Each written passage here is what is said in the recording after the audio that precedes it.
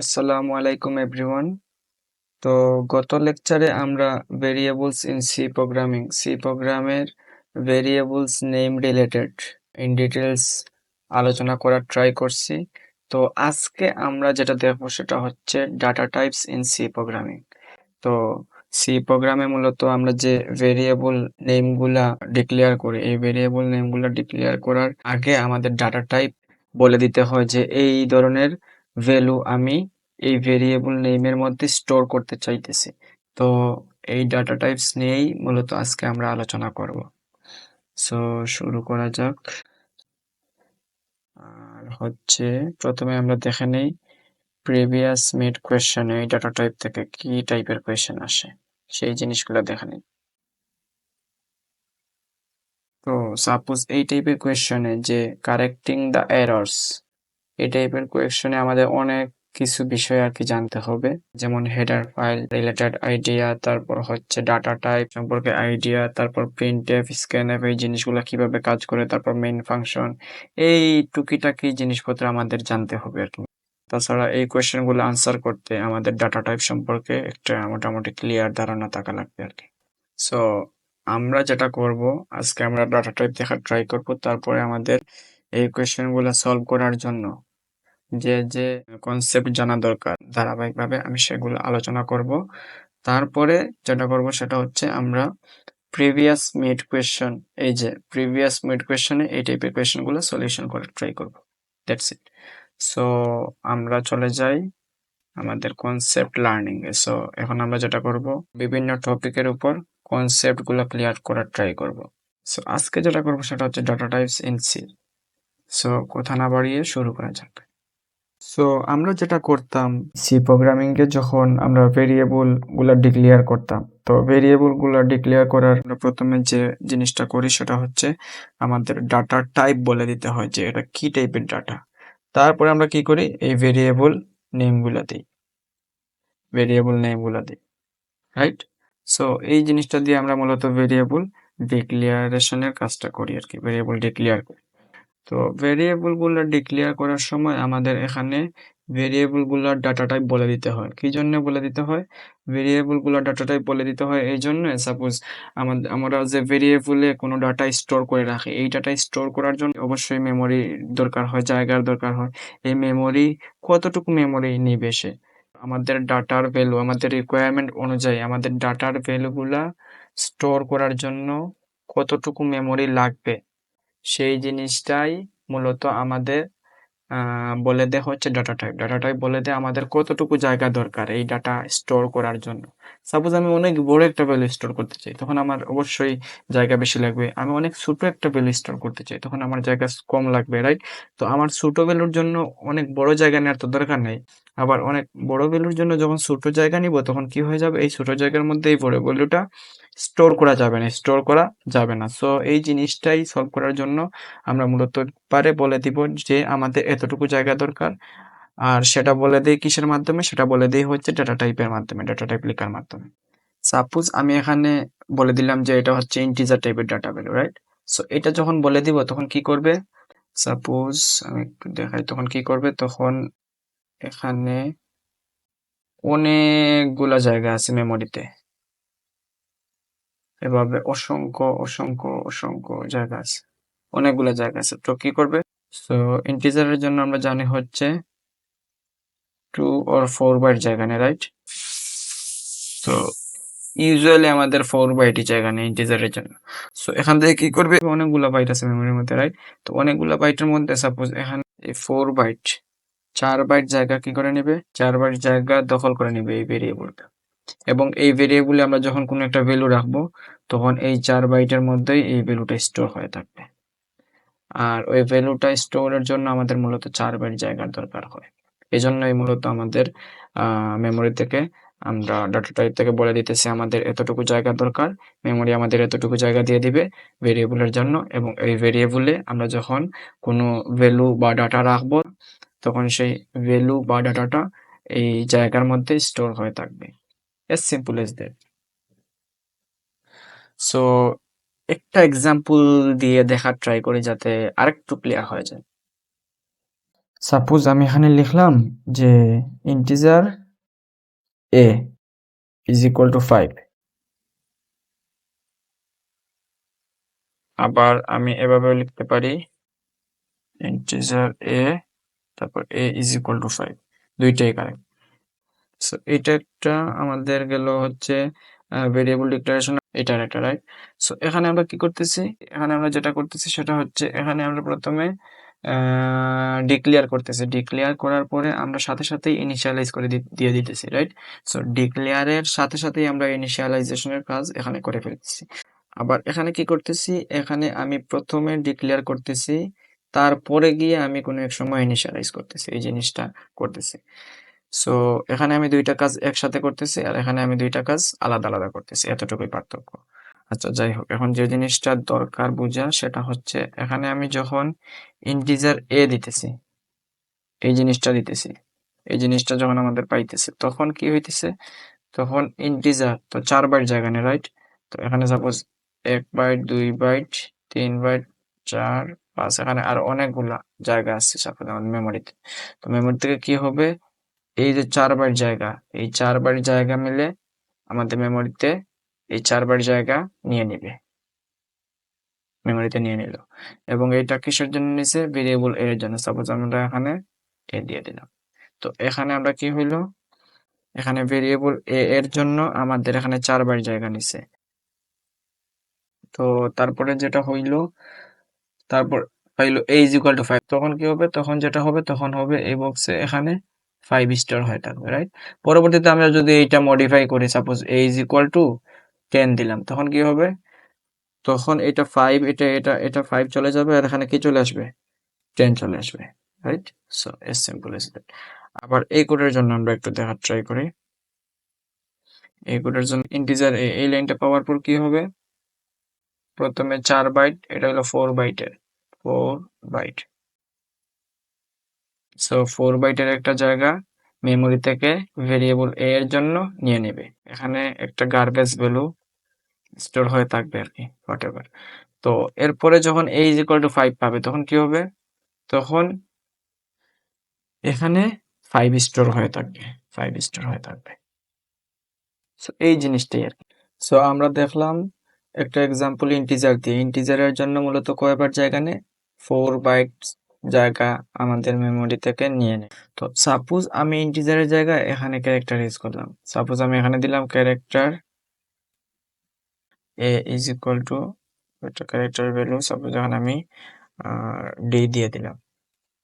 তো আমরা এখানে কি করছি, একটা ভেরিয়েবল ডিক্লেয়ার করছি এবং সেটার টাইপ দিছি কি, সেটার টাইপ দিছি হচ্ছে ক্যারেক্টার।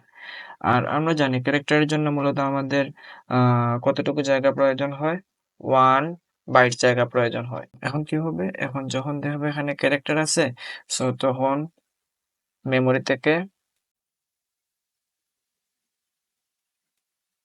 তখন এই যে মেমোরিতে অনেকগুলা বাইট জায়গা আছে, এই অনেকগুলা বাইট থেকে যে কোনো একটা বাইট, 1 বাইট জায়গা কিসের জন্য নিয়ে নিবে, এই ভেরিয়েবল a এর জন্য নিয়ে নিবে, এর জন্য নিয়ে নিল এই জায়গা। এবং এখানে আমরা কি ভ্যালু দিয়ে দিছি, এই এই ক্যারেক্টার ভেরিয়েবলের মধ্যে d দিয়ে দিছি, রাইট। সো এখানে কি হয়ে যাবে, d স্টোর হয়ে যাবে। কিছু টাইপ আমাদের অবশ্যই অবশ্যই মনে রাখতে হবে, যেগুলো আমরা সচরাচর আমাদের প্রোগ্রামিং ল্যাঙ্গুয়েজে কোড লেখার সময় আমরা ইউজ করব। সে ধরনের কিছু ডাটা টাইপ আমি লিখে রাখছি, সেগুলো একটু দেখাই।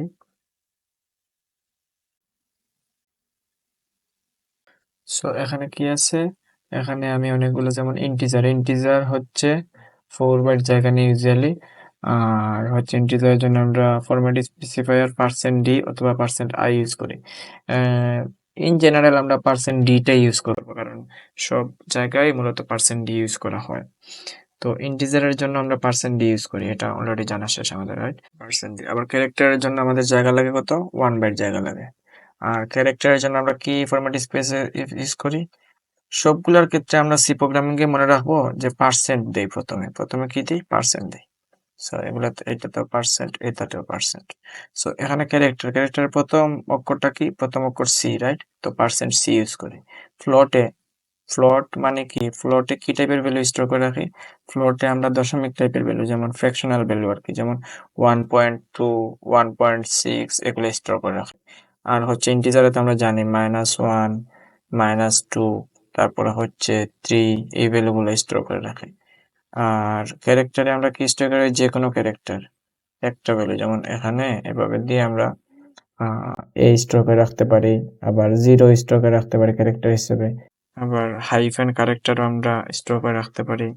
সো ক্যারেক্টারে আমরা অনেক কিছু স্টোর করে রাখতে পারি আর কি। তো আবার ডাবলের ক্ষেত্রে আমরা কি ফ্র্যাকশনাল ভ্যালুই অনেক বড় একটা ভ্যালু নিতে পারি। সো এভাবে মনে রাখবেন, ডাবলের ক্ষেত্রে তো আমরা ফ্র্যাকশনাল ইউজ করি, সো শেষে এফ হবে। আর আগে যেহেতু লং, এই ফ্র্যাকশনাল ভ্যালুটা যেহেতু লং হয়, তাহলে এটা এলএফ দিয়ে এলএফ হবে। তাহলে ডাবলের ক্ষেত্রে পার্সেন্ট এলএফ এভাবে। আর ফ্লোটের ক্ষেত্রে পার্সেন্ট এফ। কেন এফ? এই যে প্রথম অক্ষর এফ আছে, এই জন্য পার্সেন্ট এফ, এভাবে মনে রাখবেন আর কি। সো লং ইন্টিজার ক্ষেত্রে আপনি বলেন এল আছে লং, এলডি হবে, কারণ ইন্টিজার ক্ষেত্রে আমরা ডি জানি, আর লং এর ক্ষেত্রে এলডি। লং ইন্টিজার ক্ষেত্রে কি হবে?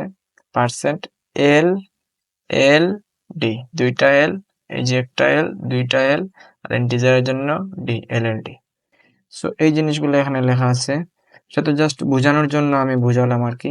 তো এই জিনিসটা এই যে ওয়েবসাইটে এখানে টোটাল সব ডাটা টাইপের ইয়েগুলো দেয়া আছে, এখান থেকে একটু দেখে নেবেন। এখানে সবগুলো মনে রাখা লাগবে না, শুধু আমি যেগুলো দেখালাম এগুলো মনে রাখলেই এনাফ আর কি। সো এখন আমরা একটু কোড এডিটরে গিয়ে এই জিনিসগুলো আরেকটু জ্বালাই করার ট্রাই করি। আমি সাবলাইম টেক্সটে চলে যাচ্ছি। সাপোজ আমি এখানে একটা 11 ভ্যালু স্টোর করে রাখতে চাই, আবার কেউ একজন রাখতে চায় 11.5 ভ্যালু, আবার কেউ রাখতে চায় এই ভ্যালুটা স্টোর করে রাখতে চায়, আবার কেউ এই স্টার ভ্যালুটা স্টোর করে রাখতে চায়। তো এই জিনিসগুলো আমরা কিভাবে স্টোর করব? সো এখন আমি কি চাইতেছি, এই যে 11 ইন্টিজার টাইপের এই ভ্যালুটা 11টা স্টোর করে রাখতে কোন একটা ভেরিয়েবলের মধ্যে। তো আমি কিভাবে এই জিনিসটা করব? আমি করব হচ্ছে প্রথমে কি দিব? ডাটা টাইপ হচ্ছে, যেহেতু ইন্টিজার ভ্যালু স্টোর করতে চাই সেহেতু ইন্টিজার দিব, আইএনটি দিব। তো আইএনটি দেওয়ার পরে আমি যেটা করব, এটার একটা নাম দিব। সাপোজ আমি নাম দিলাম নাম্বার 1, তারপরে ইকুয়াল সাইন দিয়ে আমি 11টা স্টোর করে রেখে দিলাম, শেষ। 11টা রাখা শেষ। তারপরে সাপোজ আমি এখানে 11.5 এই ভ্যালুটা রাখতে চাই, ফ্র্যাকশনাল ভ্যালু। যেহেতু ফ্র্যাকশনাল ভ্যালু বা ফ্লোটিং ভ্যালু, সেহেতু আমি এখানে কি দিব? ফ্লোট ডাটা টাইপ দিব।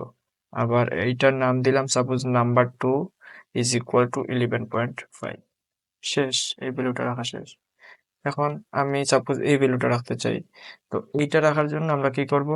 এটা দেখতে পারতেছি একটা ইন্টিজার ভ্যালু, আবার অনেক বড় একটা ইন্টিজার, সো আমরা লং ইন্টিজার ইউজ করব। লং ইন্টিজারটার নাম দিলাম suppose number 3 is equal to, এটাকে এখানে রেখে দিলাম, শেষ। তারপর এখানে একটা ক্যারেক্টার ভ্যালু রাখার জন্য আমরা কি করি?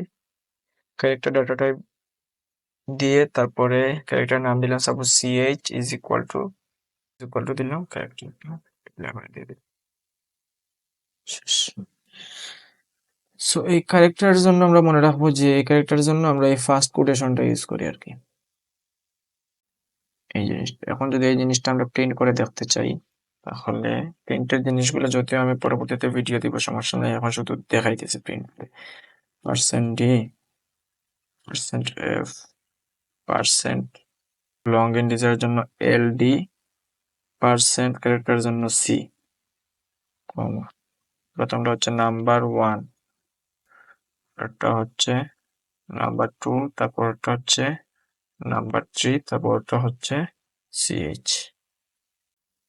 সো রান দিলাম, রান দিলে এই যে আসছে 11, তারপরে আসছে 11.5 এই ভ্যালুটা আসছে, তারপরে আসছে এই যে এই ভ্যালুটা, তারপরে এই যে হ্যাশ ভ্যালুটা আসছে। এখন ফ্লোট নিয়ে একটা কথা আছে আর কি।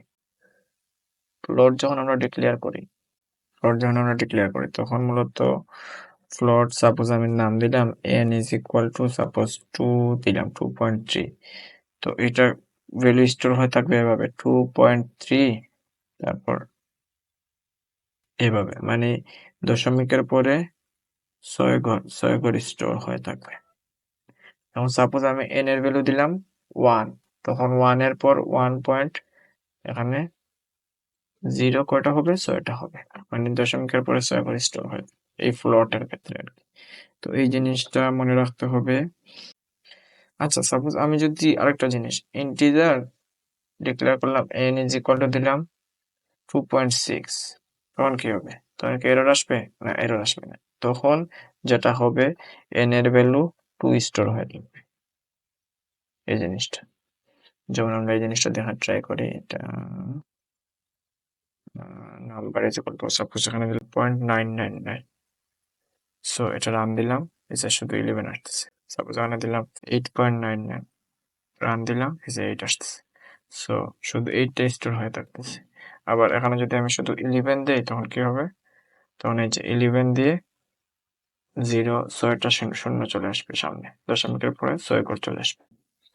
আর এখানে আমরা কি করছি? নাম্বার ওয়ানের জায়গায় % ইউজ করছি ফরম্যাট স্পেসিফায়ার, কারণ নাম্বার ওয়ান একটা ইন্টিজার ভ্যালু আর কি স্টোর করে রাখতেছে। নাম্বার টু এই ভেরিয়েবলটা ফ্লোটিং ভ্যালু স্টোর করে রাখতেছে, এই জন্য আমরা পার্সেন্টেজ দিচ্ছি। নাম্বার থ্রি এই জিনিসটা লং ইন্টিজার ভ্যালু স্টোর করে রাখতেছে, এই জন্য %ld দিছি। তারপর ch এই ভেরিয়েবলটা একটা ক্যারেক্টার ভ্যালু স্টোর করে রাখতেছে, এই জন্য %c দিছি। আর আরেকটা বিষয় সেটা হচ্ছে গিয়ে ক্যারেক্টারের জন্য আমরা কি করি?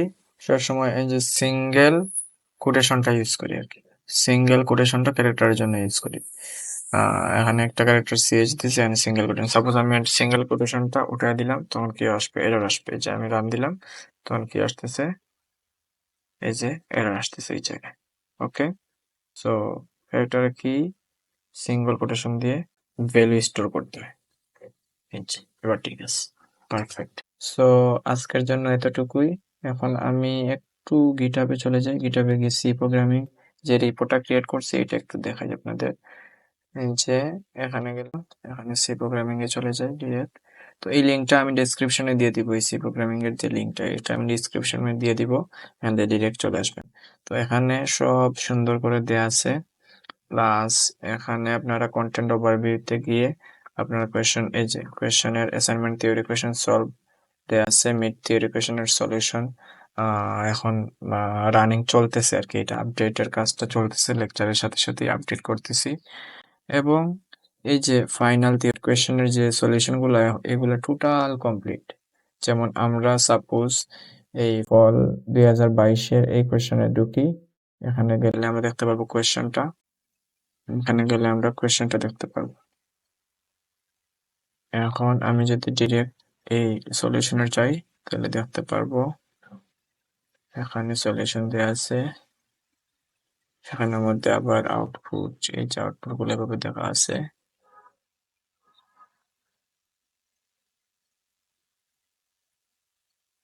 তারপরে আমি সাপোজ গেলাম,